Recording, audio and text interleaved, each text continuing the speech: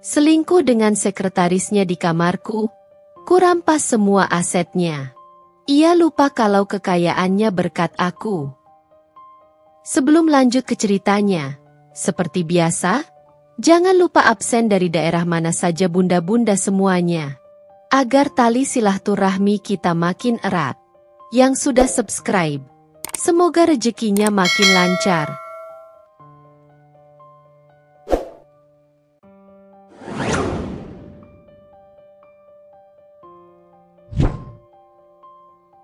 Aku pulang lebih awal dengan harapan memberi kejutan manis untuk Mas Edo.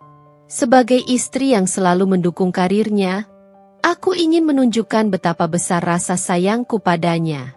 Pikirku, mungkin malam ini adalah waktu yang tepat untuk menghabiskan waktu bersama setelah beberapa minggu kami jarang bertemu karena kesibukannya yang semakin meningkat.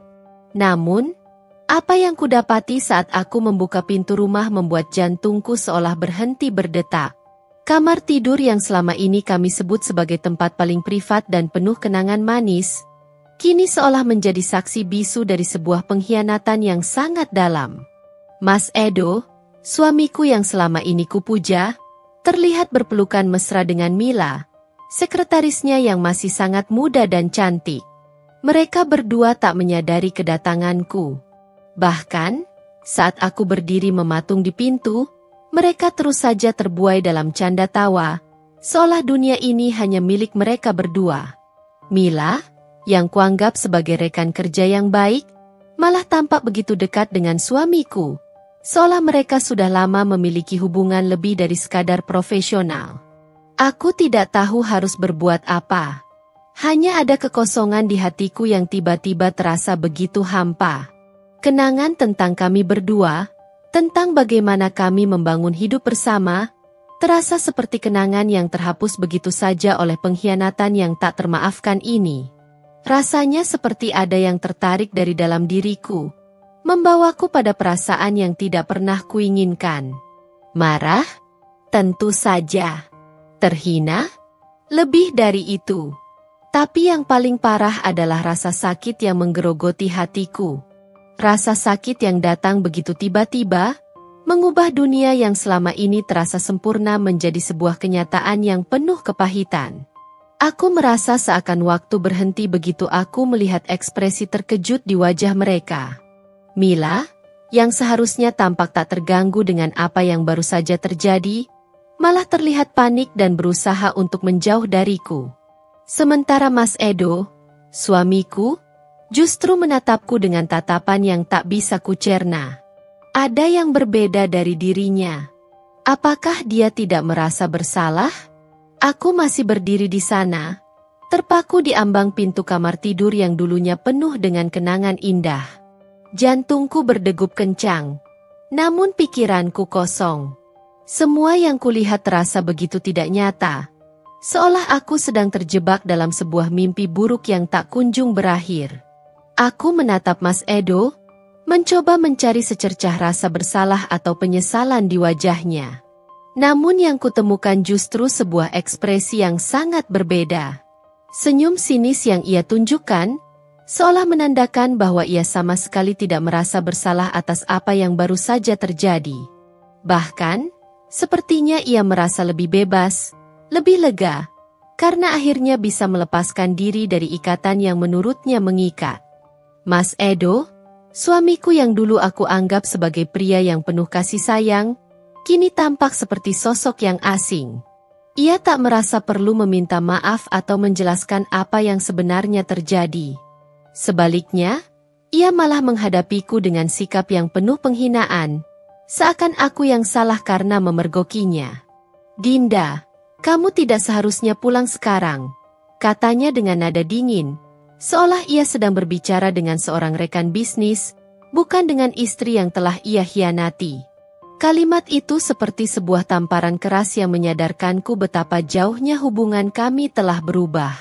Aku mencoba menahan amarah yang begitu kuat, tapi kata-kata itu keluar juga dari mulutku. "Jadi selama ini, alasanmu sibuk bekerja, itu semua hanya kebohongan belaka." Aku merasa seperti ada api yang membakar setiap kata yang keluar dari bibirku. Aku ingin tahu kebenarannya. Ingin mendengar penjelasan dari orang yang selama ini kuanggap sebagai teman hidupku. Tetapi yang kudapat justru sebuah kenyataan pahit yang harus kuterima dengan pasrah. Mas Edo hanya tertawa kecil. Namun tidak ada kehangatan di dalam tawanya. Itu lebih terdengar seperti ejekan, semacam upaya untuk mengejek diriku yang telah begitu naif. Maaf, Dinda, Mila menyela, sambil mengangkat alis dengan pandangan yang penuh rasa bangga.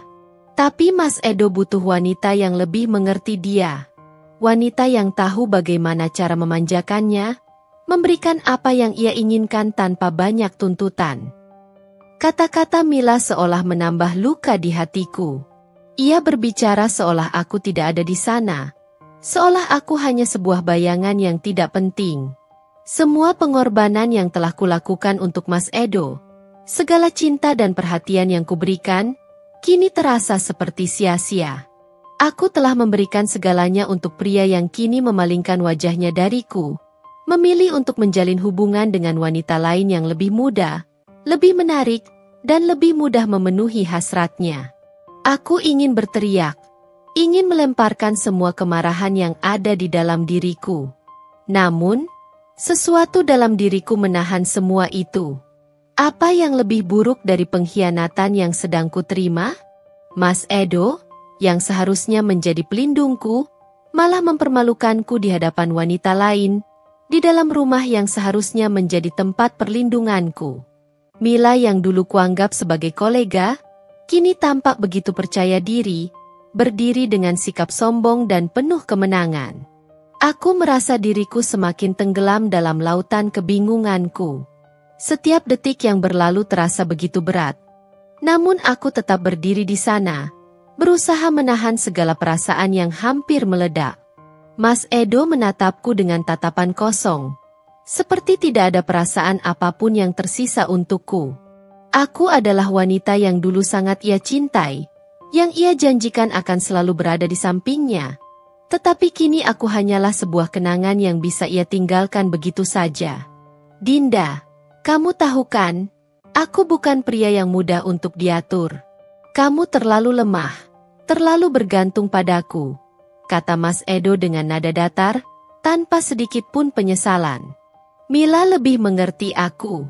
Dia tahu apa yang aku butuhkan, apa yang aku inginkan. Kamu, Dinda, terlalu sibuk dengan dirimu sendiri, terlalu sibuk dengan ambisimu. Aku butuh seseorang yang bisa lebih memahami dunia kerjaku, bukan hanya fokus pada rumah dan keluarga. Kata-kata itu seperti sabetan pedang yang menusuk langsung ke jantungku. Semua yang aku lakukan untuknya, semua usaha dan pengorbanan yang pernah kulakukan, ternyata tidak ada artinya di matanya. Semua itu hanya dianggap sebagai bagian dari kewajibannya sebagai seorang istri. Aku terlalu bergantung padanya? Itu tidak lebih dari alasan palsu untuk membenarkan pengkhianatannya. Namun, di saat yang sama, aku merasa ada sebuah keputusan yang mulai terbentuk di dalam diriku. Jika aku harus jatuh, maka aku akan bangkit lebih kuat dari sebelumnya. Aku tidak akan membiarkan Mas Edo dan Mila merusak hidupku tanpa ada konsekuensinya. Dalam hati, tekadku sudah bulat. Mereka berdua mungkin berpikir bahwa aku akan hancur karena pengkhianatan ini, tetapi kenyataannya, aku hanya sedang memulai babak baru dalam hidupku. Babak yang akan penuh dengan pembalasan yang tak akan mereka lupakan. Saat aku duduk di ruang tamu yang kini terasa begitu asing, pikiranku kembali melayang ke masa lalu. Masa ketika aku dan Mas Edo pertama kali bertemu. Saat itu, dia hanya seorang pria biasa yang sedang berjuang keras untuk menghidupi perusahaannya yang nyaris bangkrut. Aku masih ingat bagaimana tatapan matanya yang penuh harapan saat pertama kali datang ke rumahku, memohon agar aku membantunya. Waktu itu, dia sangat terdesak, dan aku merasa iba. Tak ada yang lebih penting bagiku selain melihatnya sukses. Karena aku percaya bahwa ketika seseorang berjuang untuk impian mereka, mereka pantas mendapatkan dukungan. Aku melihat di matanya ada semangat yang tak mudah dipadamkan, Dan aku yakin dia bisa bangkit. Demi membantu Mas Edo, aku meminjamkan uang tabunganku yang kumiliki selama bertahun-tahun. Uang itu adalah hasil jerih payahku bekerja keras sebagai seorang freelancer. Aku juga menghubungi beberapa orang yang aku kenal di dunia bisnis untuk membantunya, membuka pintu yang mungkin tidak bisa dia masuki tanpa koneksiku. Aku tidak hanya memberinya uang, tapi juga memberinya jaringan dan kepercayaan yang mungkin tak akan dia dapatkan jika hanya mengandalkan dirinya sendiri. Saat itu, aku benar-benar percaya bahwa kami berdua bisa saling melengkapi. Aku memberi seluruh tenaga dan pikiranku untuk masa depan kami berdua. Seiring berjalannya waktu, Mas Edo mulai menunjukkan kemajuan yang pesat. Perusahaannya berkembang, dan dia semakin dikenal di kalangan pengusaha sukses.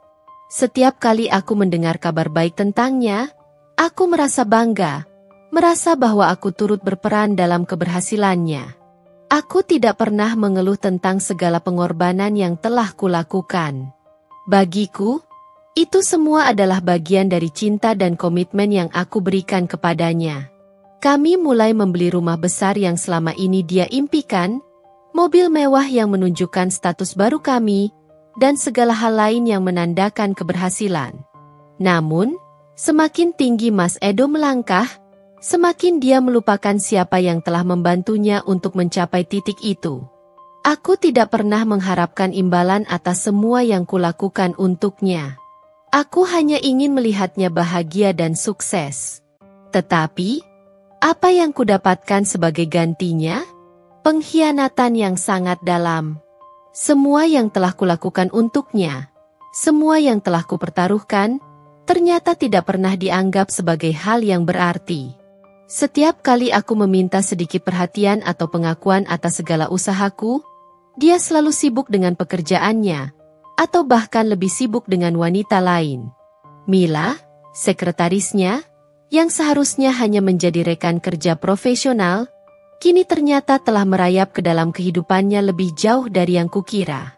Seolah-olah aku hanyalah seorang penghalang yang harus disingkirkan untuk memberi ruang bagi hubungan mereka. Aku merasa marah, tentu saja, tetapi juga merasa dikhianati oleh diriku sendiri. Mengapa aku begitu bodoh untuk begitu saja mempercayakan hidupku kepada seseorang yang ternyata hanya memanfaatkan kebaikanku? Mas Edo bisa saja berhasil tanpa bantuan saya. Tapi aku tahu dia tidak akan berada di tempat itu tanpa bantuan dan dukunganku yang tak terhitung jumlahnya. Semua yang dia miliki sekarang, bahkan perusahaan yang ia banggakan itu, adalah hasil kerja keras kami bersama, hasil dari kepercayaan dan investasi yang telah kujalani tanpa ragu. Aku yang telah memberinya semua ini, namun pada akhirnya, aku hanya dipandang sebelah mata. Aku mengingat kembali setiap detil dari perjanjian yang telah kami buat. Setiap transfer uang yang pernah kulakukan untuknya. Setiap surat yang pernah kami tanda tangani bersama. Dan setiap dokumen yang menunjukkan bagaimana aku telah menyokongnya dari belakang. Aku menyimpan semuanya dengan rapi. Karena aku tahu suatu saat, jika terjadi sesuatu, aku bisa menggunakannya untuk melindungi diriku. Semua bukti itu menjadi kekuatan yang akan kulawan dengan.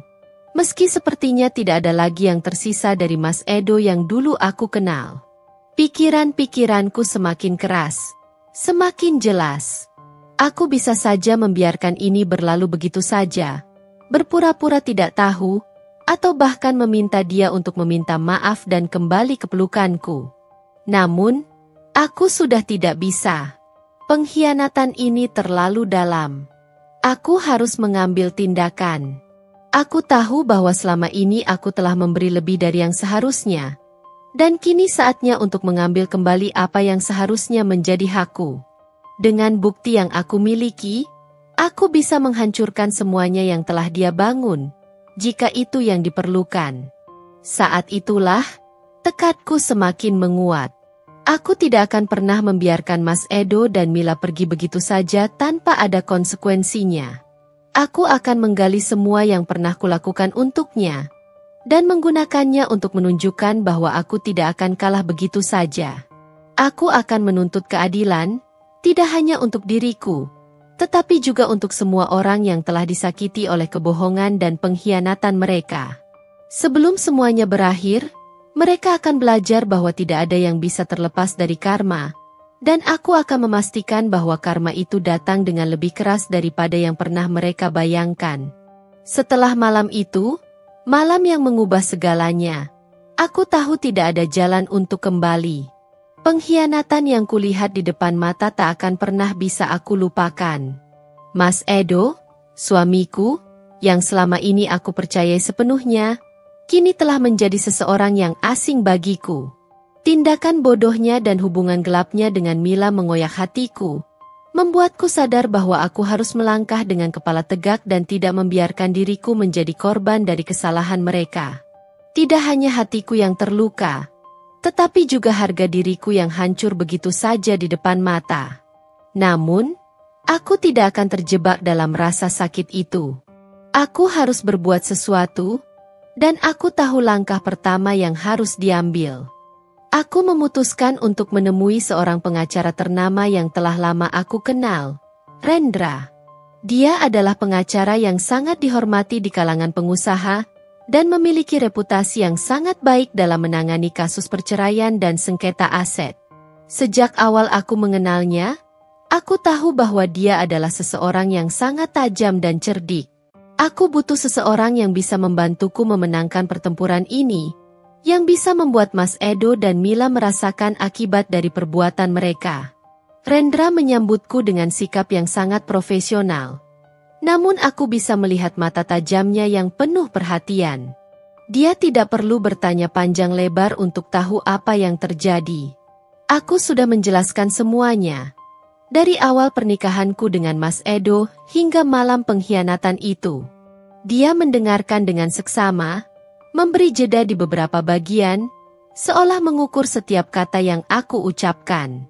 Begitu aku selesai menceritakan semuanya, Rendra tersenyum tipis, sebuah senyum yang penuh makna, seperti dia sudah tahu apa yang harus dilakukan. Kamu sudah berada di jalur yang benar, Dinda, katanya dengan suara yang tenang, namun penuh kepastian. Edo tidak hanya mengkhianatimu sebagai suami, tetapi juga merusak segala sesuatu yang sudah kamu bangun bersama. Semua aset yang dia miliki, semua kekayaan yang dia banggakan, itu semua berasal dari bantuanmu. Itu bukan milik dia semata. Aku mengangguk, merasakan kekuatan dalam setiap kata yang keluar dari mulut Rendra. Aku memang sudah lama tahu bahwa aku berperan besar dalam kesuksesan Mas Edo. Semua yang dia miliki, semua kemewahan yang dipamerkannya, semuanya bisa dibilang adalah hasil dari usaha kami bersama.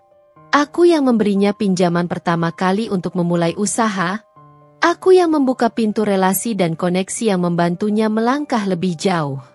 Aku adalah bagian dari keberhasilannya. Dan aku berhak atas bagian dari kekayaan yang telah dia kumpulkan selama ini. Jadi, apa yang harus kita lakukan? Tanyaku, meskipun sudah ada tekad yang menguat di dalam diriku. Rendra menyandarkan tubuhnya di kursi, lalu mulai menjelaskan dengan detail langkah-langkah yang akan kami ambil. Langkah pertama adalah membekukan semua aset Edo. Kita akan mengumpulkan bukti-bukti yang jelas tentang kontribusimu dalam kesuksesannya. Selama pernikahan kalian, semuanya tercatat, bukan? Transfer uang, bantuan finansial, dan bahkan kontrak-kontrak yang mengikat antara kalian berdua. Aku mengangguk lagi, mengingat setiap detail dari perjalanan kami berdua. Semua itu ada. Aku menyimpan setiap bukti. Semua transfer dan perjanjian tertulis yang kami buat. Aku tidak pernah berpikir bahwa itu akan menjadi senjata untuk membalaskan dendamku. Tapi sekarang, aku tahu ini adalah hal yang benar. Rendra tersenyum lebih lebar. Itulah yang membuat kasus ini kuat. Kita akan memperlihatkan bahwa Mas Edo tidak bisa begitu saja mengklaim semua kekayaan itu sebagai miliknya. Karena kamu adalah pihak yang sebenarnya berperan dalam membangunnya.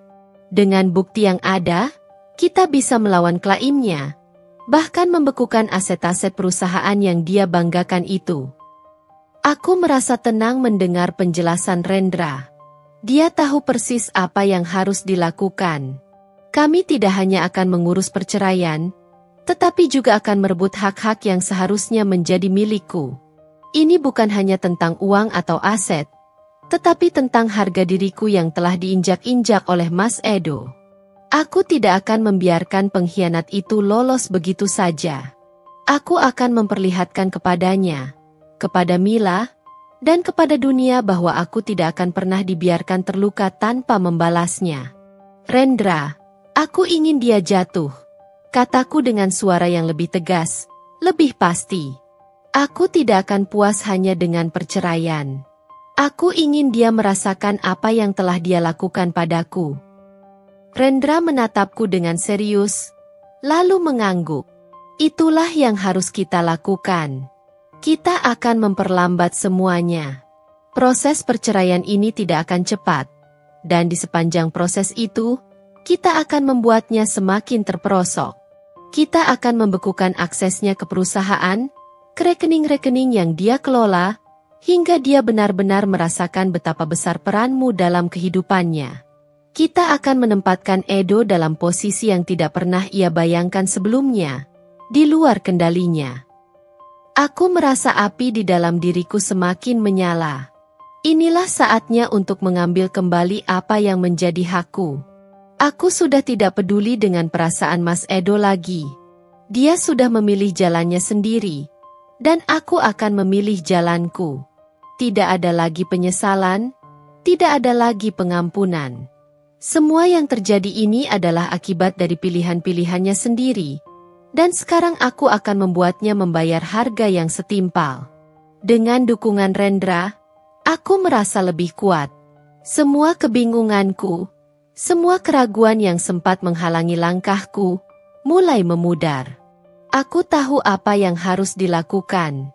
Langkah-langkah yang harus aku ambil sudah jelas. Kini, hanya tinggal menjalankannya dengan penuh keyakinan. Mas Edo dan Mila harus merasakan akibat dari perbuatan mereka, dan aku akan menjadi wanita yang menghadapinya dengan keberanian yang tak terukur. Setelah percakapan dengan Rendra, aku tahu bahwa jalan di depanku tidak akan mudah, tetapi aku juga tahu bahwa ini adalah langkah yang harus kuambil. Namun, meski aku merasa semakin mantap untuk menuntut keadilan, aku juga sadar bahwa dalam situasi ini, aku tidak bisa langsung menunjukkan kepada Mas Edo bahwa aku telah mulai bergerak. Aku harus memainkannya dengan hati-hati, pura-pura lemah, dan memberi kesan bahwa aku menyerah pada segala pengkhianatan yang telah ia lakukan. Aku harus membuatnya merasa bahwa ia berada dalam posisi yang unggul, sementara aku sebaliknya, semakin terpuruk dan kehilangan segalanya. Hari-hari berikutnya aku menjalani rutinitasku dengan wajah yang tampaknya tenang, namun sebenarnya penuh perhitungan. Aku tahu bahwa Mas Edo, dengan egonya yang besar, akan merasa puas melihatku terdiam dan menerima perlakuannya. Aku harus bermain sesuai dengan ekspektasinya, memberikan kesan bahwa aku lemah dan pasrah, karena aku tahu itu akan membuatnya semakin lengah. Aku mulai berpura-pura tidak peduli dengan apa yang dia lakukan. Bahkan ketika dia semakin sering menghabiskan waktu bersama Mila, sekretarisnya. Aku tidak lagi menuntut penjelasan, tidak lagi bertanya tentang pekerjaan atau hubungan mereka. Seolah-olah aku sudah tidak merasa terluka lagi, meski di dalam hatiku, amarahku tak pernah padam. Di depan Mas Edo, aku lebih memilih untuk diam, memberikan senyum yang terpaksa, dan sesekali melontarkan kalimat-kalimat yang terkesan pasrah. Sudahlah, Mas. Kalau memang begitu yang Mas inginkan, aku tidak bisa menghalanginya, kataku suatu sore, ketika Mas Edo pulang dan langsung menuju ke kamar tanpa berkata sepatah kata pun kepadaku. Aku menghindari konfrontasi. Aku tahu bahwa semakin aku menunjukkan betapa kecewanya aku, semakin besar peluang bagi Mas Edo untuk merasa superior dan menganggapku lemah. Mas Edo mulai menunjukkan perubahan sikap yang lebih sering. Ia semakin tidak peduli dengan kehadiranku di rumah. Bahkan kadang-kadang ia mengusirku dari ruangannya tanpa alasan yang jelas. Dinda, Bisa nggak kamu pergi? Aku sedang butuh waktu untuk bekerja, katanya suatu hari, dengan nada yang terkesan mengusir. Tanpa berkata apa-apa, aku hanya mengangguk dan meninggalkan ruangan. Seolah-olah aku tidak merasa apa-apa, meski di dalam dada, rasa sakit itu seolah meremukkan hatiku. Aku tahu bahwa dia merasa menang, merasa bahwa aku sudah tidak lagi bisa bertahan. Namun, di balik sikap pasrahku, aku sedang merencanakan sesuatu yang lebih besar. Aku mulai menyusun strategi dengan hati-hati. Rencana untuk membekukan semua asetnya, membuatnya tidak dapat mengakses kekayaannya, dan meruntuhkan semua yang telah ia bangun. Semuanya sedang berjalan di balik layar. Aku harus memastikan bahwa ia merasa dirinya aman, agar ia semakin tergelincir ke dalam perangkap yang telah aku pasang dengan sabar. Aku tahu, tak lama lagi, Mas Edo akan berada dalam posisi yang sangat lemah, dan saat itulah aku akan bergerak. Namun, proses ini membutuhkan waktu. Aku harus tetap tenang, tidak terburu-buru, dan memberi kesan bahwa aku telah menyerah sepenuhnya pada takdir. Aku tidak akan membiarkan emosi atau amarahku menguasai diriku.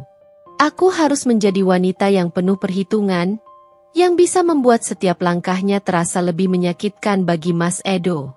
Aku tahu betul bahwa ia tidak akan pernah merasa terancam oleh aku jika aku tidak menunjukkan kekuatan yang sesungguhnya. Jadi, aku harus tetap diam, seperti air yang tenang, meski di bawah permukaan, arusnya sangat kuat. Hari-hari berlalu, dan Mas Edo semakin menunjukkan sikap yang semakin angkuh. Ia semakin percaya diri, merasa bahwa ia sudah tidak perlu lagi khawatir dengan apapun. Mila, yang sepertinya sudah merasa bahwa dia telah menggantikan posisiku dalam hidupnya, mulai datang lebih sering ke rumah kami, berjalan dengan penuh percaya diri di depan Mas Edo, seolah mereka adalah pasangan sejati. Mas Edo pun semakin tidak peduli, bahkan dengan santainya mengusirku dari rumah tanpa rasa bersalah sedikit pun. Semua itu hanya semakin mempertegas keyakinanku bahwa aku sedang berada di jalan yang benar. Namun, meski tampaknya aku menyerah, di dalam hatiku, tekadku semakin menguat. Aku tahu bahwa ini hanya permulaan. Aku hanya harus menunggu waktu yang tepat untuk menyerang. Ketika Mas Edo merasa bahwa ia sudah berada di puncak dan tidak ada yang bisa mengalahkannya, aku akan muncul sebagai wanita yang tidak lagi terjatuh dalam kesedihan. Aku akan menjadi wanita yang tak hanya mengambil kembali apa yang menjadi hakku, tetapi juga membuatnya merasa kehilangan segalanya. Segalanya yang ia banggakan, segalanya yang ia anggap sebagai miliknya. Aku tahu, pada akhirnya, karma akan datang. Aku hanya perlu menunggu sedikit lebih lama. Sabar adalah kunci, dan aku belajar bahwa terkadang, pura-pura menyerah adalah cara terbaik untuk membuat musuhmu lengah. Hari-hari setelah aku mulai berpura-pura menyerah, aku merasa bahwa semuanya berjalan sesuai rencana. Mas Edo semakin terlena dengan ketenanganku. Dia tidak lagi menganggapku sebagai ancaman, bahkan cenderung meremehkan langkah-langkah yang aku ambil. Dia semakin sibuk dengan kehidupannya bersama Mila, menikmati kemewahan yang telah dia raih dengan mengabaikan segalanya yang telah aku korbankan untuknya. Namun, justru disitulah letak kesalahannya. Sambil aku menunggu momen yang tepat untuk bertindak, aku memastikan bahwa langkah-langkahku di belakang layar berjalan mulus. Langkah pertama yang aku ambil adalah menghentikan akses Mas Edo terhadap semua rekening perusahaan dan investasi yang ia kelola. Aku sudah tahu bahwa sebagian besar kekayaannya berasal dari perusahaannya, yang sebenarnya tidak sepenuhnya miliknya. Itu adalah perusahaan yang dibangun dengan bantuan uangku, relasiku, dan jaringan yang aku buka untuknya. Aku sudah merencanakan ini dengan sangat hati-hati, memastikan bahwa setiap detailnya tidak akan terlewatkan. Aku mulai dengan memutuskan akses banknya, mengubah kata sandi rekening perusahaan, dan membekukan akses kartu kredit yang biasa ia gunakan untuk melakukan transaksi besar. Aku tahu, tanpa akses ke dana dan investasi tersebut, dia akan merasa terjebak dalam situasi yang tidak bisa dia atasi. Tepat seperti yang kuharapkan, Mas Edo tidak menyadari perubahan yang terjadi pada awalnya. Ia terus melanjutkan rutinitasnya, memamerkan kehidupannya yang semakin mewah, dan meremehkan apa yang sudah terjadi antara kami. Dia bahkan mulai lebih sering menghabiskan waktu dengan Mila, semakin yakin bahwa aku tidak akan berani melakukan apapun. Namun, ketika ia mencoba mengakses rekening perusahaan untuk membayar sejumlah proyek besar yang sedang berjalan, baru dia sadar bahwa ada yang salah. Pagi itu, Mas Edo keluar dari ruang kerjanya dengan wajah cemas. Aku bisa melihat dari ekspresinya bahwa ada yang tidak beres. Dia mulai memeriksa semua kartu kredit dan rekeningnya, mencoba menarik uang untuk membayar tagihan besar yang sudah menunggu. Namun, setiap kali dia mencoba, sistem selalu menolaknya. Kartu-kartu kreditnya yang biasa ia andalkan untuk transaksi mewah kini tidak berfungsi.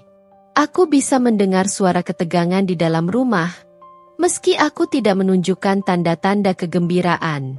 Aku hanya duduk di ruang tamu, sambil menunggu Mas Edo datang dan memberitahuku apa yang sedang terjadi.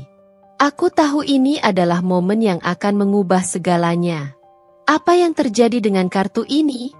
Teriaknya frustrasi saat akhirnya ia masuk ruang tamu, membawa tumpukan dokumen dan kartu kredit di tangannya. Kenapa kartu ini ditolak? Aku berpura-pura terkejut, meski sebenarnya aku sudah tahu jawabannya. Mungkin ada kesalahan bank, Mas? Jawabku dengan suara yang tenang, menyembunyikan perasaan senang yang mulai tumbuh di dalam diriku. Mungkin kamu bisa coba hubungi banknya. Hari-hari berlalu dengan cepat, dan aku mulai merasakan bahwa Mas Edo semakin kehilangan kendali. Tidak hanya dia yang terjerumus dalam kesulitan, tetapi Mila, yang dulunya tampak begitu percaya diri dan meremehkan diriku, juga mulai merasakan dampak dari kehancuran yang sedang terjadi. Pada awalnya, dia mungkin berpikir bahwa semua ini hanya akan sementara, bahwa Mas Edo akan segera bangkit dari keterpurukan ini, dan bahwa kehidupan mewah mereka akan kembali seperti sedia kala. Namun, kenyataan berbicara lain. Setiap hari, keadaan semakin memburuk. Proyek-proyek yang Mas Edo anggap sebagai sumber pendapatan besar mulai tertunda, dan ia tidak dapat lagi membayar tagihan-tagihan yang datang bertubi-tubi. Mila, yang dulu sering terlihat memamerkan barang-barang mewah dan aksesori terbaru di media sosial, kini mulai tampak cemas. Belanja belasan juta untuk tas tangan atau sepatu baru sudah mulai menjadi beban, karena uang yang dia anggap tak terbatas itu kini sudah mulai menipis. Kelemahan Mas Edo yang dulunya tersembunyi kini semakin terbuka, dan Mila mulai merasakannya. Hari itu, aku melihatnya dengan jelas saat dia mencoba menggunakan kartu kredit untuk membeli barang-barang yang sudah ia incar sejak lama. Sebuah belanjaan yang lebih dari sekadar mewah, tetapi menunjukkan seberapa besar ia bergantung pada kekayaan Mas Edo. Ketika transaksi ditolak, ekspresinya langsung berubah. Ada ketegangan di wajahnya yang sebelumnya tidak pernah terlihat. Apa yang terjadi dengan kartu ini? Tanyanya, matanya terbuka lebar dengan rasa terkejut yang jelas. Dia mencoba beberapa kali, menggesekkan kartu kreditnya dengan harapan mungkin itu hanya masalah teknis yang sederhana. Namun, setiap kali hasilnya sama, transaksi ditolak. Aku menyaksikan semua ini dengan diam-diam dari tempatku, berpura-pura tidak terlalu memperhatikan. Mila, yang sebelumnya begitu santai dan angkuh, kini mulai memeriksa kartu kreditnya satu persatu, mencari tahu apa yang salah. Aku tahu bahwa dia tidak mengerti apa yang terjadi di balik layar. Dia merasa bahwa Mas Edo masih memiliki banyak uang, bahwa kehidupannya akan terus berjalan seperti biasa. Namun, kenyataannya adalah semuanya sudah berbalik 180 derajat. Semua yang dulu dia anggap sebagai hak istimewa kini mulai menghilang. Dan saat itu, aku bisa melihat ketakutan mulai merayap di dalam dirinya. Mila segera menghubungi Mas Edo, dan aku bisa mendengar suara cemasnya dari ruang tamu. Mas, Kenapa kartuku ditolak? Apa yang sedang terjadi? Suara Mas Edo terdengar lebih terburu-buru, penuh tekanan. Ini pasti kesalahan Bang Mila. Kartuku yang lain juga begitu. Mungkin mereka melakukan kesalahan sistem. Aku akan hubungi mereka sekarang juga.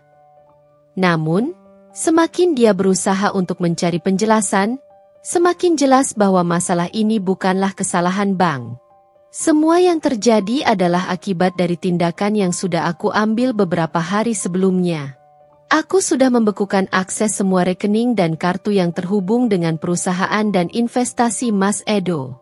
Mila tidak tahu bahwa langkah-langkah itu sudah diambil dengan sangat hati-hati untuk membuatnya dan Mas Edo merasa terpojok. Aku melihat bagaimana Mila mulai gelisah, semakin tidak sabar, dan berusaha mencari jalan keluar dari kesulitan ini. Ia yang biasa merasa aman dengan kemewahan yang datang begitu mudah, kini merasa dunia sekitarnya mulai runtuh. Setiap kali ia mencoba menghubungi Mas Edo, dan setiap kali jawabannya tidak memuaskan, ketegangan itu semakin terlihat. Sementara itu, aku hanya bisa mengamati dari kejauhan, membiarkan segala sesuatunya terjadi dengan sendirinya. Seiring berjalannya waktu, perubahan pada sikap Mila semakin jelas. Dia mulai menghubungi berbagai pihak untuk mencari cara agar bisa mendapatkan uang cepat. Aku tahu, dengan kesulitan yang datang begitu mendalam, Mila tidak akan bisa mempertahankan gaya hidupnya yang mewah tanpa bantuan Mas Edo. Ia mungkin berpikir untuk mencari jalan pintas, bahkan jika itu berarti memanfaatkan orang lain. Tapi aku tahu, keputusannya yang terburu-buru akan membawa konsekuensi besar, seperti yang sudah kujalani. Hari demi hari, Mila mulai semakin khawatir, dan aku bisa melihat dari ekspresinya bahwa tekanan itu semakin menghancurkannya. Di satu sisi, dia berusaha untuk mempertahankan citra dirinya yang selalu tampak sempurna di depan publik. Namun di sisi lain, dia mulai terseret dalam kekacauan yang ditinggalkan oleh Mas Edo. Percakapan-percakapan dengan pengacara, bank, dan orang-orang yang dulu menyanjungnya kini mulai menghilang. Mas Edo yang sebelumnya tampak selalu bisa mengatasi segala masalah, kini lebih sering terdiam, tidak tahu apa yang harus dilakukan. Ini adalah saat yang aku tunggu-tunggu. Saat di mana Mila merasa bahwa ia tidak lagi memiliki kendali atas apa yang terjadi. Pada suatu hari, aku menemui Mila secara langsung, dengan sebuah senyum yang tidak bisa aku sembunyikan. Aku melihatnya cemas, hampir terlihat putus asa, berdiri di depan pintu rumah dengan wajah yang penuh ketegangan. Ia masih mencoba untuk terlihat seperti wanita yang tidak terpengaruh oleh keadaan. Namun aku tahu betul bahwa ia merasa kehilangan kendali. Proses hukum yang sedang aku jalani bukanlah hal yang bisa dilakukan sembarangan. Segala sesuatu harus dipersiapkan dengan matang, hati-hati, dan penuh perhitungan. Aku tahu, setelah segala pengkhianatan yang Mas Edo dan Mila lakukan, aku harus membuat mereka membayar dengan harga yang sangat mahal. Dalam proses persiapan untuk menjalani proses hukum, aku tidak menunjukkan sedikit pun tanda bahwa aku sedang mempersiapkan sesuatu yang besar. Aku masih terlihat seperti wanita yang sabar dan lemah di mata Mas Edo, yang ia kira akan terdiam dan mengalah dengan segala perbuatannya. Padahal, aku tahu bahwa langkah-langkahku sudah sangat tepat. Di balik wajah yang tenang itu, ada sebuah rencana besar yang sedang aku jalankan. Setiap pertemuan dengan Rendra diatur dengan sangat hati-hati, agar tidak ada yang mengetahui. Kami melakukan semuanya di tempat yang aman, jauh dari mata orang-orang yang bisa saja membocorkan informasi kepada Mas Edo. Suatu hari, Rendra menghubungiku dengan berita yang membuat hatiku sedikit lebih tenang. Dinda, kita sudah siap untuk menggugat. Semua bukti yang kita kumpulkan sudah cukup kuat untuk mengajukan tuntutan atas klaim aset dan cerai. Suaranya terdengar penuh keyakinan. Aku bisa merasakan ketegasan dalam suaranya, yang semakin menguatkan tekadku untuk menyelesaikan semua ini dengan tuntas. Malam itu, Aku duduk di ruang tamu, menunggu dengan sabar kabar dari pengacara. Meskipun semua persiapan sudah dilakukan dengan sangat hati-hati, aku tahu bahwa pengadilan akan menjadi tantangan yang tidak mudah. Mas Edo tidak akan menyerah begitu saja. Ia akan berjuang dengan segala cara untuk mempertahankan hartanya, dan itu termasuk berusaha memanipulasi hukum. Namun, aku merasa yakin dengan langkah yang sudah aku ambil. Semua bukti yang ada menunjukkan betapa besar kontribusiku dalam membangun bisnisnya.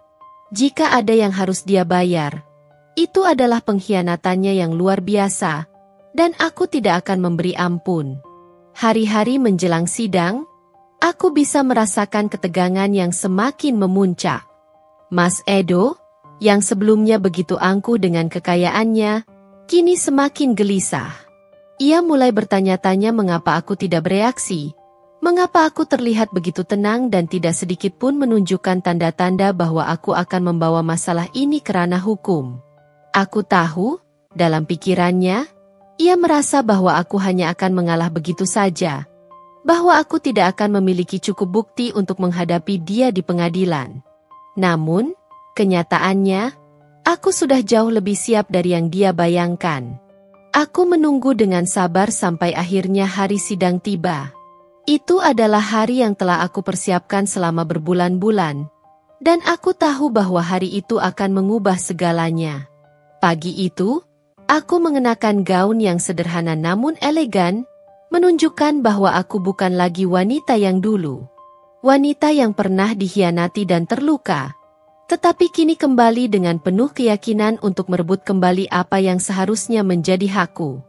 Mas Edo tidak tahu bahwa di balik wajahku yang tenang, ada sebuah kebulatan tekad yang tidak bisa digoyahkan.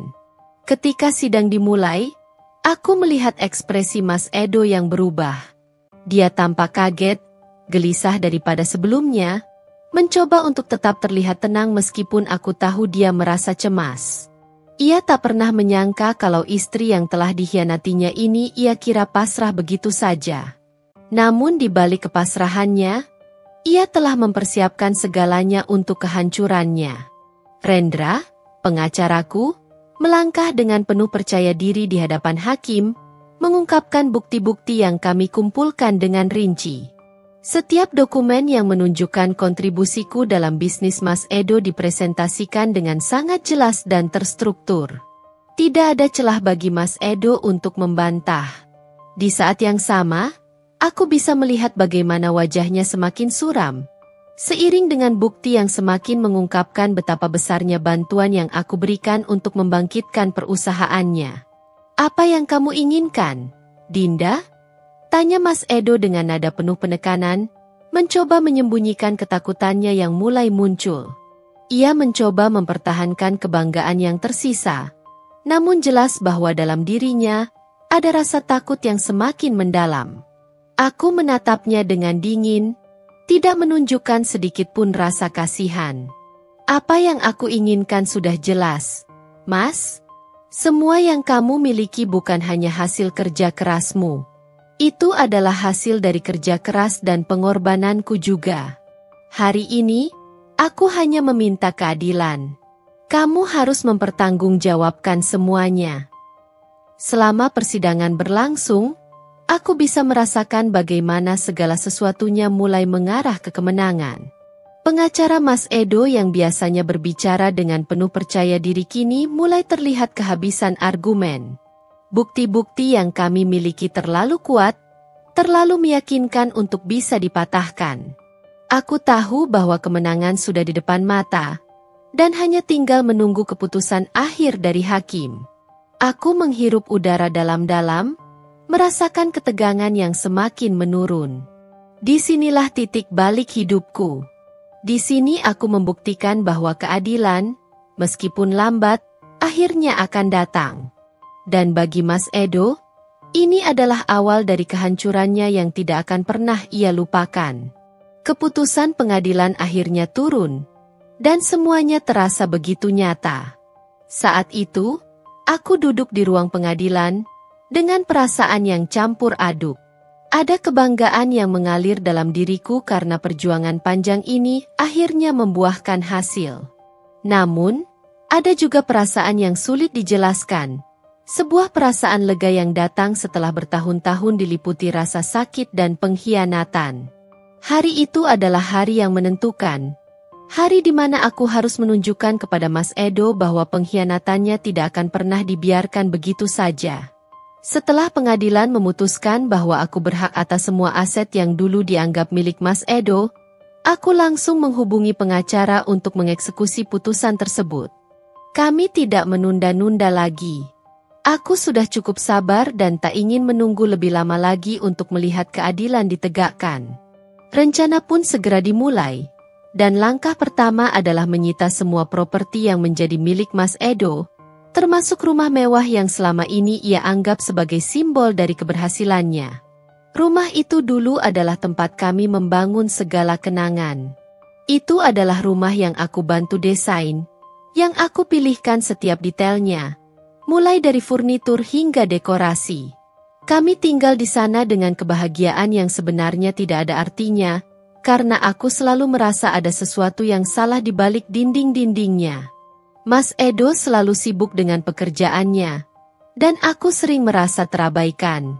Namun, saat aku melihat rumah itu sekarang, setelah pengadilan memutuskan bahwa rumah itu adalah milikku, ada rasa kemenangan yang sulit dijelaskan. Rumah itu adalah hasil dari jerih payahku juga. Pagi itu, beberapa polisi datang ke rumah untuk menyita properti. Mereka datang dengan surat perintah yang sah dari pengadilan. Aku tahu bahwa ini akan menjadi momen yang sangat sulit bagi Mas Edo.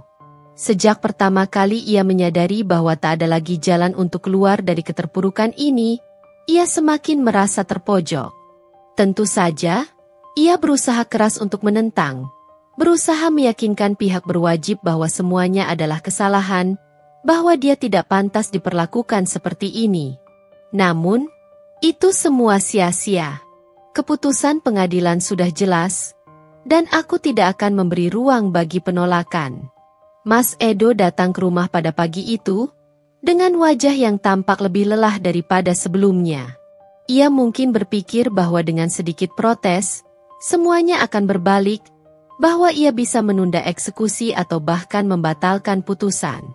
Tetapi, aku sudah mempersiapkan semuanya dengan matang. Ketika ia datang dan melihat polisi sedang mulai mengemas barang-barangnya, ekspresinya langsung berubah. Ia mengira ini hanya masalah administratif yang bisa diselesaikan dengan uang, tapi kenyataannya, ia sudah terlalu terlambat. Apa yang kamu lakukan di sini? Ini rumahku. Tidak ada yang berhak menyentuhnya. Teriaknya, suaranya meninggi, penuh amarah. Namun, tidak ada yang bisa ia lakukan lagi.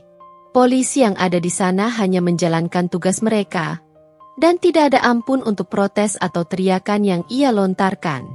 Semua keputusan sudah ditetapkan oleh pengadilan, dan ini adalah eksekusi dari putusan tersebut. Aku hanya berdiri di samping, menyaksikan setiap detik momen itu dengan rasa yang campur aduk. Sedikit rasa kasihan pada Mas Edo yang dulu begitu sombong, tetapi lebih banyak rasa kepuasan yang tidak bisa aku sembunyikan. Mas Edo, ini bukan hanya masalah rumah. Ini adalah konsekuensi dari semua perbuatanmu. Kamu yang memilih jalan ini, kataku dengan suara yang tenang namun penuh penekanan. Hari ini, kamu akan belajar bahwa segala sesuatu ada batasnya. Kamu bisa mengambil apa yang kamu inginkan, tapi jangan pernah lupa dari mana semuanya berasal. Mas Edo tampak terpukul, seolah tidak percaya dengan apa yang sedang terjadi. Ia tidak pernah mengira bahwa hari ini akan datang begitu cepat. Rumah yang dulu ia banggakan, mobil-mobil mewah yang selalu ia tunjukkan sebagai simbol kesuksesan, kini harus disita. Bahkan mobil mewah yang selama ini ia anggap sebagai lambang kebanggaan dan kekuatannya harus dijual. Polisi datang untuk mengambilnya. Mereka tidak hanya mengambil rumah, tetapi juga barang-barang berharga yang ada di dalamnya, termasuk mobil sport yang selalu menjadi kebanggaan Mas Edo. Semuanya harus dilepaskan. Aku tahu bahwa ia mencoba untuk mencari jalan keluar, mencoba untuk menghubungi teman-temannya yang dulu berada di sekitarnya, yang dulu membantunya bangkit. Namun, kali ini tidak ada yang bisa membantu. Teman-temannya yang dulu ada di sana, yang dulu menikmati hasil dari kekayaannya, sekarang menghilang begitu saja. Mereka juga mulai menjauh karena melihat apa yang terjadi. Dalam situasi seperti ini, tidak ada yang ingin terlibat lebih jauh dengan kegagalan Mas Edo. Melihatnya yang semakin terpukul membuatku merasa lebih kuat. Aku tidak ingin berbuat kasar atau menunjukkan kebencian. Yang aku inginkan hanya keadilan. Hari itu bukan hanya kemenangan bagi aku, tetapi juga pelajaran bagi Mas Edo bahwa hidupnya yang dulu ia banggakan bisa hancur dalam sekejap. Aku berbalik dan meninggalkan rumah itu, berjalan keluar dengan kepala tegak, melihat bagaimana semuanya yang dulu menjadi miliknya kini terambil begitu saja. Keadaan Mas Edo semakin buruk. Setelah eksekusi rumah dan mobil mewahnya, tak ada lagi yang bisa dia lakukan untuk menghentikan kehancurannya. Harta yang dulu ia anggap sebagai hasil jerih payahnya, kini hilang dalam sekejap mata. Tapi ada satu hal yang lebih memilukan bagi Mas Edo. Mila, wanita yang dulu ia anggap sebagai pengganti diriku, yang selalu ada di sampingnya, kini menghilang begitu saja. Awalnya, aku tidak memperhatikan kepergian Mila. Aku sibuk dengan proses hukum yang sedang berlangsung dan berbagai urusan yang harus aku atasi setelah kemenangan pengadilan. Namun, lambat laun aku mulai merasakan adanya kekosongan yang aneh di sekitar Mas Edo. Ia mulai lebih sering terlihat tertekan dan bingung. Ponselnya sering berbunyi, tetapi ia selalu mengabaikan panggilan-panggilan itu, seolah ada sesuatu yang mengganggu pikirannya. Bahkan teman-teman lama yang dulu selalu datang ke rumah dan berbicara dengan penuh pujian kepada Mas Edo kini menjauh. Mereka mulai tidak terlibat dalam hidupnya lagi, dan itu semakin membuatnya merasa terasingkan. Lalu, suatu hari, ketika aku sedang duduk di kantor pengacara, aku menerima sebuah kabar yang mengejutkan. Teman dekatku yang bekerja di salah satu pusat perbelanjaan mewah menghubungiku dengan sebuah informasi yang cukup mengejutkan. Dinda, kamu tahu nggak sih, Mila itu hilang? Orang-orang bilang dia kabur dengan membawa banyak uang. Ujarnya dengan suara terbata-bata. Aku hampir tidak percaya mendengarnya. Mila, yang selama ini berperan sebagai wanita yang sangat percaya diri, yang tampaknya memiliki segalanya, ternyata juga telah memilih jalan untuk melarikan diri ketika segala yang diharapkannya mulai runtuh. Pikiranku langsung terbayang pada apa yang mungkin terjadi. Mila, yang dulu berani tertawa saat melihat penderitaan dan kesedihanku, kini menghadapi kenyataan yang lebih pahit dari apa yang pernah ia bayangkan. Ia telah dengan cepat menggantungkan hidupnya pada Mas Edo, mengira bahwa mereka berdua akan hidup dalam kemewahan selamanya. Namun, ketika Mas Edo jatuh dan kehilangan segalanya, Mila pun tidak mau ketinggalan. Ia tidak cukup kuat untuk menghadapi kenyataan pahit bahwa hubungan mereka bukanlah sesuatu yang bisa bertahan dalam kondisi seperti ini. Begitu saja, tanpa perasaan atau penyesalan, ia memilih melarikan diri. Aku mulai menghubungi beberapa orang yang kupercaya untuk mencari tahu lebih lanjut. Informasi yang kuterima dari sumber-sumber yang berbeda semakin menguatkan dugaan bahwa Mila telah kabur dengan membawa sejumlah uang dari kantong Mas Edo. Ia tidak hanya meninggalkan Mas Edo di tengah-tengah kehancuran, tetapi juga memanfaatkan kesempatan itu untuk mengumpulkan keuntungan pribadinya. Aku tidak bisa menahan rasa jijik yang menyeruak begitu mendalam. Mila benar-benar seorang wanita yang licik, yang hanya berpikir tentang dirinya sendiri, tanpa sedikit pun memikirkan apa yang telah ia lakukan pada Mas Edo yang kini terjebak dalam reruntuhan hidupnya. Di sisi lain, aku mulai merasa sedikit lega mengetahui bahwa Mila tidak akan lagi menjadi ancaman. Dia yang dulu begitu sombong dan merasa dirinya berada di atas segalanya, kini justru telah menunjukkan betapa rapuhnya ia sebenarnya. Namun, ada juga bagian dari diriku yang merasa heran. Betapa mudahnya ia meninggalkan Mas Edo begitu saja setelah semua yang telah terjadi di antara mereka. Begitu cepat ia melarikan diri setelah situasi mulai tidak menguntungkan baginya. Tentu saja, aku tahu bahwa ia mungkin tidak pernah benar-benar mencintai Mas Edo. Baginya, hubungan itu hanya sebuah permainan, sebuah cara untuk mendapatkan apa yang diinginkannya. Begitu tidak ada lagi keuntungan yang bisa diperoleh, ia memilih pergi begitu saja. Mila tidak hanya pergi tanpa jejak, tetapi ia juga membawa sebagian besar uang dan barang berharga yang ada di rumah dan kantor. Ketika akhirnya Mas Edo menyadari bahwa Mila telah melarikan diri, ia langsung menjadi lebih terpuruk. Sebelumnya, ia masih bisa menyalahkan aku dan keadaan, tapi kini ia benar-benar sendiri. Tidak ada lagi Mila yang dengan setia mendampinginya. Tidak ada lagi seseorang yang mendukungnya, seperti yang selama ini ia bayangkan. Hanya tinggal kesendirian yang menghantuinya. Mas Edo mungkin merasa tersesat. Tidak ada lagi yang mendengarkan keluh kesahnya.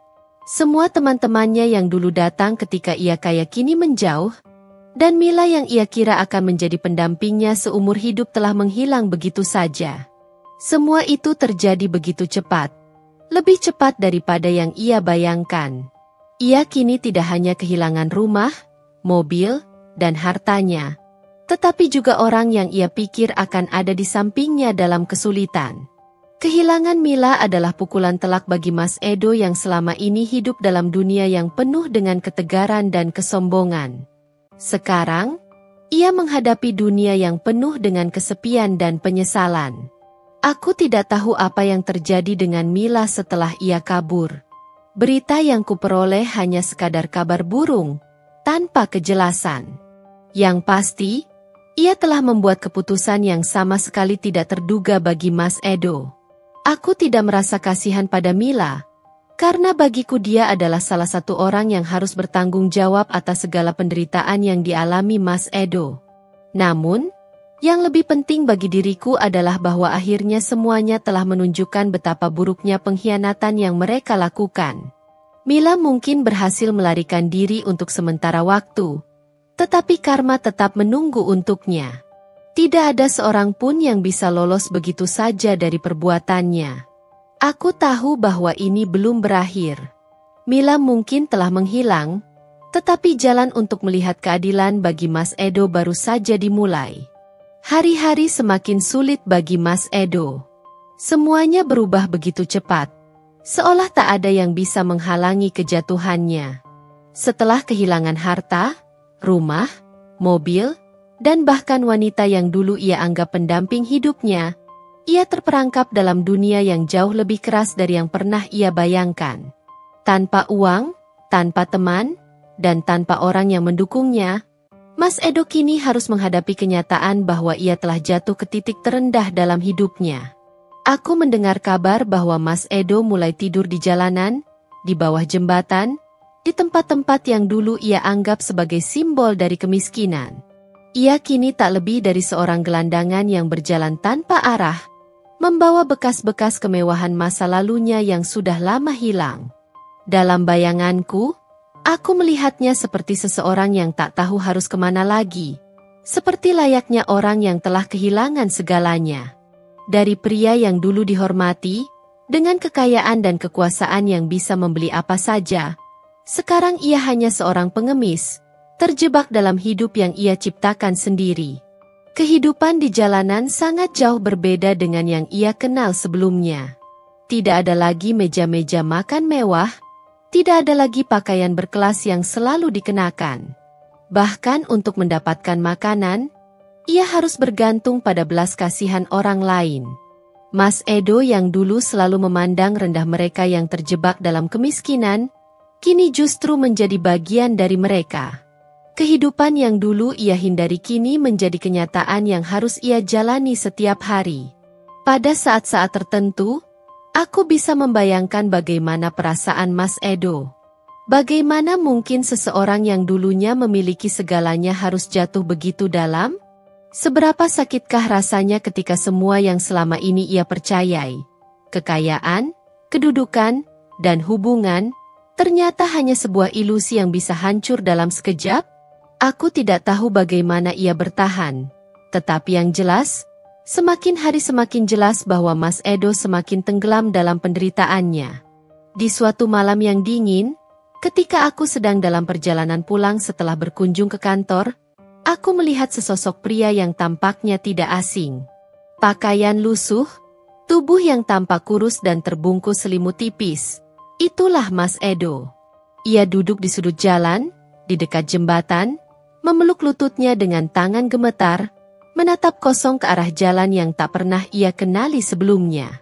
Wajahnya yang dulu penuh percaya diri kini tampak kusut dan penuh keriput, seolah bertahun-tahun usia menimpanya dalam waktu singkat. Ketika mobilku melintas, aku sempat merasa jantungku terhenti sejenak. Tak ada yang perlu aku katakan kepadanya. Melihatnya dalam keadaan seperti itu sudah cukup membuatku merasa bahwa hidupnya telah membayar harga yang setimpal. Pada saat itu, aku tidak merasa kasihan. Tidak ada rasa iba yang datang padaku. Aku hanya melihatnya dengan perasaan dingin, dengan tatapan kosong yang penuh kelegaan. Inilah yang ia pilih, inilah akibat dari pengkhianatannya. Di tengah keheningan malam itu, aku bisa merasakan beban emosional yang ia tanggung. Mungkin ia merasa malu, mungkin ia merasa hancur, atau mungkin ia sedang berusaha menerima kenyataan yang telah menghancurkannya. Namun, aku tahu satu hal yang pasti, ini adalah bagian dari proses yang harus ia jalani. Kejatuhannya adalah buah dari perbuatannya sendiri. Aku tahu bahwa ia harus merasakannya untuk belajar. Tidak ada yang bisa menghindar dari karma, dan ia adalah salah satu orang yang harus membayar harga tersebut. Hari-hari berlalu, dan aku mendengar lebih banyak tentang kehidupan Mas Edo yang semakin terpuruk.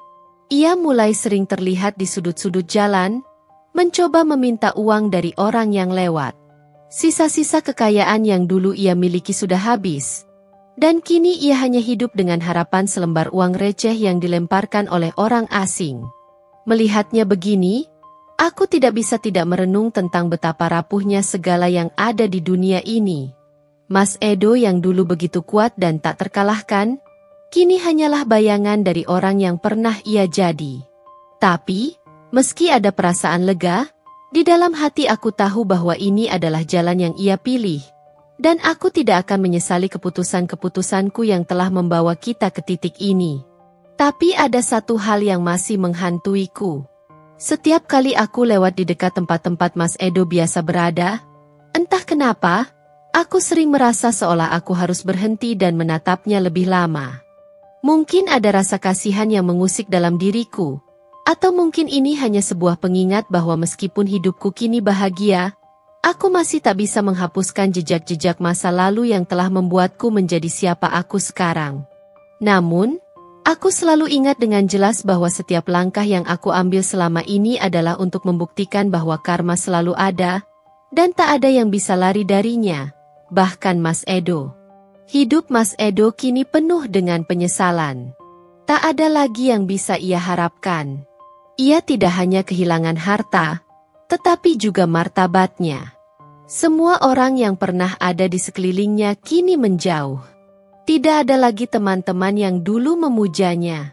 Semuanya hilang, dan ia hanya bisa menerima kenyataan bahwa semua itu sudah berakhir. Aku tidak tahu bagaimana ia akan menghadapinya ke depan, tetapi yang pasti, ia harus menghadapinya sendirian, tanpa ada yang mendampingi. Dan aku berjalan di jalan yang berbeda sekarang. Jalan yang penuh kebahagiaan dan kedamaian, jauh dari semua kepahitan yang pernah ada. Aku telah melewati semuanya, dan meskipun jalan itu penuh dengan cobaan, aku tahu bahwa aku sekarang lebih kuat dari sebelumnya. Kejatuhan Mas Edo adalah pelajaran besar bagiku, bahwa hidup ini penuh dengan keadilan yang akhirnya akan datang pada waktunya. Setelah Mas Edo jatuh ke dalam kegelapan, karma tidak hanya menghampiri dirinya. Mila, yang dulu dengan percaya diri menghina dan meremehkan setiap langkahku, kini juga harus membayar harga atas pengkhianatannya. Aku selalu tahu bahwa orang seperti dia, yang begitu licik dan egois, akan mendapatkan balasannya suatu hari nanti. Hanya saja, aku tidak menyangka karma akan datang lebih cepat dari yang aku kira, dan ia datang dengan cara yang jauh lebih memalukan daripada yang bisa kubayangkan. Mila, yang dulu selalu tampil sempurna, penuh gaya, dan terlihat begitu meyakinkan, kini harus menanggung akibat dari perbuatannya. Setelah meninggalkan Mas Edo begitu saja, ia mencoba membangun kembali hidupnya dengan cara yang sama seperti yang dilakukannya dulu, dengan mencari kekayaan dari orang lain. Namun, kali ini, dia tak lagi memiliki Mas Edo sebagai tempat bergantung. Dan lebih parahnya, ia mencoba mengaitkan dirinya dengan pria lain yang ternyata memiliki istri yang lebih cerdas dan berhati-hati. Aku mendengar kabar tentang Mila dari salah seorang temanku yang masih memiliki hubungan dengan orang-orang di dunia sosialita yang dulu ia coba masuki. Ternyata, setelah melarikan diri dari Mas Edo, Mila mencoba mendekati bos baru di perusahaannya. Seorang pria kaya raya yang tampaknya menjadi target baru bagi Mila untuk mencari keuntungan. Dengan pesona yang sama yang dulu ia gunakan untuk merayu Mas Edo, Mila mencoba menggoda bos tersebut. Ia menganggap dirinya cukup pintar untuk bisa mendapatkan perhatian pria tersebut, dan tanpa rasa malu, ia mulai memainkan peran sebagai wanita yang lemah dan membutuhkan perhatian. Namun, hidup tidak selalu berjalan mulus untuk seseorang yang telah terlalu lama hidup dalam kebohongan. Istri dari bos yang Mila coba dekati ternyata bukanlah wanita bodoh. Ia memiliki naluri tajam yang tidak bisa disalahkan. Ketika ia mulai mendengar rumor tentang kedekatan Mila dengan suaminya, ia segera melakukan penyelidikan. Mila yang merasa tak ada yang bisa menghentikannya, tanpa ragu melanjutkan perbuatannya. Sampai akhirnya ia tertangkap basah oleh sang istri yang datang dengan bukti yang tak terbantahkan. Kabar ini segera tersebar seperti api yang membakar, dan dalam waktu singkat, Mila menjadi bahan pembicaraan di setiap sudut kota. Media sosial menjadi sarana utama di mana kisahnya tersebar luas. Semua orang mulai memperhatikan dan mengejeknya. Foto-foto dan video-video yang mengungkapkan kedekatannya dengan bos yang sudah beristri itu menjadi viral. Seolah tak cukup dengan itu, gosip mengenai dirinya semakin berkembang, dan ia mulai dicap sebagai wanita penggoda dan perusak rumah tangga orang lain. Ia yang dulu selalu berjalan dengan penuh percaya diri, kini harus menghadapinya dengan rasa malu yang luar biasa. Mila yang dulu begitu bangga dengan pencapaiannya dalam kehidupan sosialita, sekarang menjadi bahan tertawaan. Setiap langkah yang ia ambil, setiap keputusan yang ia buat, semuanya kini tampak seperti kesalahan besar yang tidak bisa diperbaiki. Satu persatu teman-temannya menjauh, dan tidak ada lagi orang yang bersedia untuk mendukungnya. Mereka yang dulu memujinya karena pesona dan kekayaannya kini mulai menghindar darinya. Bahkan mantan pacar-pacar lamanya yang dulu mengaguminya, kini mulai meninggalkannya. Semua yang ia bangun dengan kekuatan pesona dan tipu daya kini hancur begitu saja. Di puncak kehancurannya, Mila kehilangan pekerjaan. Perusahaan tempat ia bekerja tidak lagi bisa mempertahankan reputasinya dengan seorang karyawan yang terlibat dalam skandal besar seperti itu. Bos yang pernah ia dekati, setelah mengetahui bahwa Mila tidak hanya menghancurkan hubungan suami istrinya, juga merasa sangat malu dan terpojok. Ia tahu bahwa bertahan dengan Mila sebagai karyawannya hanya akan memperburuk citra perusahaan. Dengan sangat terpaksa, Mila dipecat, dan dia harus meninggalkan dunia yang pernah ia nikmati dengan penuh kebanggaan. Tidak hanya itu, dia juga dipecat dengan cara yang sangat memalukan, dengan surat keputusan yang dilengkapi dengan alasan yang mengarah langsung pada skandal yang melibatkan dirinya. Di titik ini, Mila mulai merasakan apa yang aku rasakan. Kehilangan, malu, dan rasa tidak dihargai. Apa yang dulu ia anggap sebagai kemenangan hidup, keberhasilan dalam merayu pria kaya dan berkuasa, kini menjadi bumerang yang menghancurkannya. Karma tidak hanya datang dalam bentuk hukuman sosial, tetapi juga menghancurkan reputasi dan masa depannya. Tidak ada lagi tempat bagi Mila untuk bersembunyi. Semua orang yang mengenalnya tahu betul apa yang telah ia lakukan. Dan meskipun dia mencoba untuk meminta maaf dan menjelaskan, tidak ada yang peduli. Terlalu banyak kebohongan yang telah ia tuturkan, dan terlalu banyak hati yang telah ia hancurkan untuk bisa mengharapkan pengampunan. Aku tidak merasa kasihan padanya. Bahkan, aku merasa sedikit lega. Karena Mila, dengan segala kelicikannya, akhirnya harus merasakan apa yang seharusnya ia dapatkan. Karma yang datang begitu cepat dan begitu keras menunjukkan bahwa segala perbuatan buruk akan berbalas dengan cara yang tidak terduga. Mila yang dulu berani mengejek dan merendahkan orang lain kini, harus menghadapi kenyataan pahit bahwa hidupnya telah hancur berantakan karena perbuatannya sendiri. Kehilangan pekerjaan, dihina oleh masyarakat, dan ditinggalkan oleh orang-orang yang dulu ia anggap sahabat. Semua itu adalah hasil dari jalan yang ia pilih. Namun, aku sadar, ini adalah pelajaran penting bagi orang-orang yang pernah terjebak dalam tipu daya dan pengkhianatan. Tidak ada yang bisa lari dari karma, dan semua tindakan kita pasti akan mendatangkan akibat. Mila, seperti Mas Edo, harus menanggung akibat dari perbuatannya. Dan aku, dengan segala kebahagiaan yang kini kurasakan, bisa mengingatkan diri sendiri bahwa setiap tindakan kita, baik atau buruk, akan membawa dampaknya sendiri. Hari-hari berlalu, dan meskipun aku sudah merasa bebas dari bayang-bayang Mas Edo dan Mila, masih ada bagian dari diriku yang tak bisa sepenuhnya menutup pintu masa lalu. Kadang-kadang, saat aku sedang menikmati kebahagiaan baru yang telah kupilih, perasaan yang tak terduga muncul begitu saja. Perasaan bahwa mungkin, pada suatu saat, mereka yang telah mengkhianatiku akan datang kembali dan berusaha meminta pengampunan. Namun, aku tak pernah membayangkan bahwa permohonan itu akan datang dengan cara yang seperti ini. Suatu sore, ketika aku sedang duduk di teras rumah baruku, menikmati secangkir teh hangat, tiba-tiba aku melihat sosok yang sangat familiar muncul di depan pintu gerbang. Pria itu terlihat kotor, berpakaian lusuh, dan tubuhnya tampak lebih kurus dari sebelumnya. Itu adalah Mas Edo. Aku sempat terkejut melihatnya berdiri di depan rumahku, dengan tatapan yang berbeda dari yang pernah aku lihat sebelumnya. Bukan lagi tatapan penuh kekuasaan dan kebanggaan, melainkan tatapan penuh penyesalan dan keputusasaan.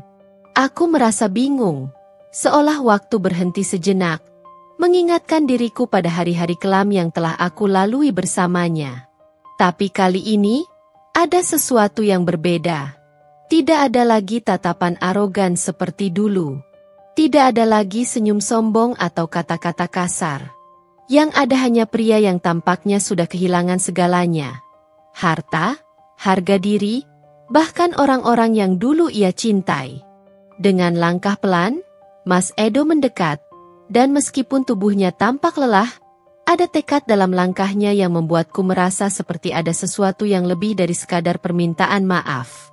Ketika dia akhirnya sampai di depan teras, ia berhenti sejenak, menatapku dengan mata yang penuh air mata.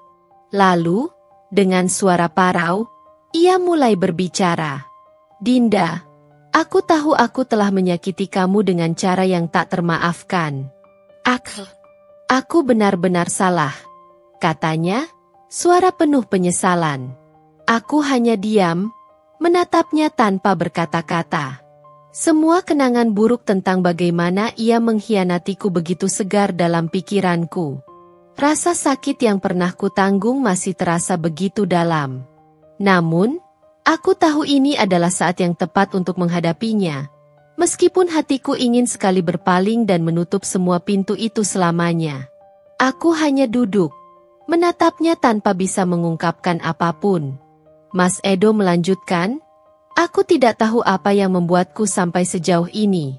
Aku terlena dengan kekayaan dan kekuasaan yang aku miliki. Aku tidak peduli dengan perasaanmu, dengan apa yang kamu berikan untuk aku, dan yang lebih buruk lagi, aku tidak menghargai semua yang telah kamu lakukan untukku. Semua yang aku punya sekarang hancur. Aku kehilangan segalanya, Dinda. Suaranya kini mulai bergetar, dan aku bisa melihat air mata yang mulai mengalir di pipinya. Aku tidak tahu apa yang harus kukatakan. Apakah aku harus merasa kasihan padanya? Apakah aku harus mengampuninya? Rasanya tidak mudah begitu saja menghapus semua kenangan pahit yang pernah kutanggung. Namun, aku tahu satu hal, Mas Edo sudah sangat jauh terjatuh. Ketika ia ada di puncak kehidupannya, ia begitu sombong dan tidak peduli dengan siapapun. Tapi saat ini, dia berdiri di hadapanku, tak lagi memiliki apa-apa, hanya rasa penyesalan yang mendalam. Dalam keadaan seperti ini, ada bagian dari diriku yang merasa bahwa permintaannya datang dengan tulus, meskipun aku masih merasa ragu. Aku tahu, Dinda, lanjutnya, mungkin permintaan maafku ini tidak akan mengubah apa yang telah terjadi. Tapi izinkan aku mengatakan, aku sangat menyesal. Aku salah. Aku mengkhianatimu dan aku menyakitimu dengan cara yang tak seharusnya. Aku berjanji, jika aku bisa kembali, aku akan mengubah semuanya. Aku akan menjadi orang yang lebih baik. Aku mohon, beri aku kesempatan untuk menebus kesalahan ini. Mendengar kata-kata itu, ada perasaan yang campur aduk dalam hatiku. Di satu sisi, aku ingin percaya bahwa dia benar-benar berubah, bahwa dia tidak lagi menjadi orang yang dulu. Namun, di sisi lain, aku tidak bisa melupakan begitu saja semua yang telah dia lakukan padaku. Semua pengkhianatan, semua kebohongan, dan terutama cara dia meludahi wajahku, sebuah tindakan yang menghancurkan harga diriku seketika. Aku menarik napas dalam-dalam, dan untuk beberapa detik, aku diam, berpikir panjang. Apakah maaf akan cukup? Apakah aku bisa begitu saja melupakan semua rasa sakit yang pernah dia sebabkan? Aku memandangnya lagi, mencoba melihat ke dalam mata itu yang kini tampak penuh dengan penyesalan dan kesedihan. Dalam hatiku, aku tahu bahwa keputusan ini tidak akan mudah, tetapi aku juga tahu bahwa ini adalah ujian terakhir bagi diriku. Apakah aku bisa memaafkan seseorang yang telah mengkhianatiku, ataukah aku akan terus membawa luka itu sepanjang hidupku? Aku tidak tahu apakah aku bisa memaafkanmu, Mas Edo. Jawabku akhirnya. Suaraku terdengar lebih lemah dari yang kuinginkan. Apa yang kamu lakukan padaku terlalu dalam, terlalu menyakitkan. Kamu menghancurkan kepercayaanku. Kamu melukakan hatiku dengan cara yang tidak akan pernah bisa aku lupakan. Aku melihat ekspresi wajahnya berubah menjadi lebih terpukul, tetapi aku melanjutkan. Namun, aku juga tahu satu hal. Aku sudah melalui semuanya. Aku sudah cukup kuat untuk melewati ini semua, dan aku tidak akan membiarkan diriku terjebak dalam masa lalu lagi. Kamu mungkin bisa menyesali apa yang telah terjadi, tapi aku tidak bisa kembali ke masa itu. Aku sudah melangkah maju. Jadi, aku harap kamu juga bisa melakukan hal yang sama. Mas Edo terdiam, seolah mencoba mencerna kata-kataku. Aku tahu, saat itu, dia mengerti bahwa tidak ada lagi jalan untuk kembali ke masa lalu. Tidak ada cara untuk memperbaiki semuanya. Namun, di balik rasa sakit yang ia rasakan, aku bisa melihat ada sedikit kelegaan di wajahnya. Mungkin itu adalah pertama kalinya dia merasa sedikit lebih lega, meskipun tidak sepenuhnya. Saya mengerti, katanya perlahan, dengan suara yang hampir tak terdengar. Terima kasih, Dinda, karena sudah memberi saya kesempatan untuk mengatakan ini. Saya benar-benar menyesal. Aku mengangguk pelan. Tanpa mengucapkan kata-kata lebih lanjut, aku melangkah masuk ke dalam rumah, meninggalkan Mas Edo di luar, berdiri di bawah sinar matahari yang mulai meredup. Aku tahu, hidupku kini ada di jalan yang benar. Jalan yang penuh dengan kedamaian, bukan lagi jalan yang penuh dengan kebohongan dan pengkhianatan. Mas Edo, dalam penyesalannya, kini harus menanggung semuanya sendirian. Namun, aku juga tahu, Bagiku, semua ini adalah akhir yang benar-benar diperlukan untuk menutup bab kehidupan kami. Setelah perjalanan panjang yang penuh dengan pengkhianatan dan luka, aku akhirnya sampai pada titik di mana hidupku mulai terasa damai dan penuh harapan kembali. Tidak ada lagi bayang-bayang masa lalu yang menghantui, tidak ada lagi suara-suara menyesal yang menggaung di kepalaku, dan yang paling penting, tidak ada lagi perasaan kesepian yang dulu selalu menemaniku setiap malam. Mas Edo dan Mila telah menjadi bagian dari sejarah hidupku yang kelam, dan aku memilih untuk menutup buku itu, membuka lembaran baru yang penuh dengan peluang baru. Keputusan terbesar dalam hidupku, setelah semuanya berakhir, adalah menerima kenyataan bahwa aku pantas mendapatkan kebahagiaan. Aku tak lagi merasa bersalah atau takut untuk mencintai lagi. Cinta yang baru. Cinta yang datang dari hati yang lebih kuat dan lebih bijaksana. Cinta yang tidak akan mengkhianatiku atau membuatku merasa tidak berharga. Itu adalah cinta yang datang dalam bentuk seorang pria bernama Arka. Arka bukan hanya seorang pria yang baik, tetapi dia juga adalah seseorang yang bisa melihat ke dalam diriku dengan cara yang sangat berbeda. Ketika aku pertama kali bertemu dengannya, dia tidak datang dengan segala kemewahan atau janji-janji manis yang bisa mengalihkan perhatianku. Sebaliknya, Arka datang dengan ketulusan yang jarang kutemui. Dia bukan seseorang yang mencari perhatian atau mencoba menunjukkan siapa dirinya. Dia adalah seseorang yang diam-diam memberikan dukungan tanpa aku meminta, yang selalu ada ketika aku membutuhkan bantuan, yang tahu bagaimana caranya membuatku merasa dihargai. Arka adalah seorang pengusaha sukses, namun dia jauh dari kata sombong. Dia tidak pernah merasa perlu untuk memamerkan kesuksesannya di hadapanku. Dia tahu bahwa kebahagiaan bukan terletak pada berapa banyak harta yang dimiliki, tetapi pada kualitas hubungan yang dibangun dengan penuh kepercayaan dan rasa saling menghargai. Dari awal pertemuan kami, aku merasa bahwa dia adalah seseorang yang sangat berbeda dari semua pria yang pernah hadir dalam hidupku sebelumnya. Dia tidak pernah memaksaku untuk menjadi siapa aku bukan. Tidak pernah mencoba mengubah diriku agar sesuai dengan standar atau harapan tertentu. Dengan Arka, aku bisa menjadi diriku sendiri, tanpa takut disalahkan atau dihakimi. Semakin lama aku mengenalnya, semakin aku merasa yakin bahwa dia adalah orang yang tepat untuk menjadi pendamping hidupku.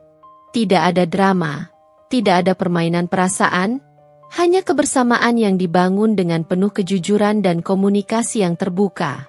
Arka membuatku merasa aman dan dicintai, sesuatu yang telah lama hilang dalam hidupku sejak Mas Edo mengkhianatiku. Kami mulai merencanakan masa depan bersama, membangun mimpi-mimpi yang selama ini hanya bisa aku impikan dalam kesendirian.